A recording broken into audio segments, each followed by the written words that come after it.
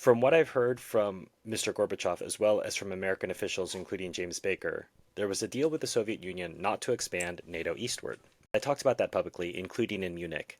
And when the decision was made on the reunification of Germany, and back then the dignitaries both in the United States and the United Nations Secretary General and the representative of the Federal Republic of Germany, they were all saying that there was one thing that the Soviet Union could be sure of, that the eastern border of NATO would not be extended any further than the eastern border of the German Democratic Republic.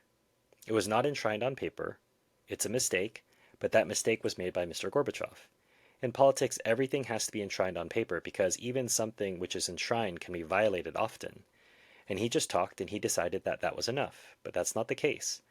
And after that, there have been two waves of NATO expansion. Incidentally, I remember President Clinton and his last official visit here. We met in the adjacent room with him and with his delegation, and I told him, half seriously, half as a joke, probably Russia should think about joining NATO.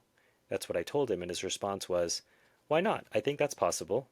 And that's classic Clinton, always looking for a deal, always the politician, and that's something you have to recognize about him.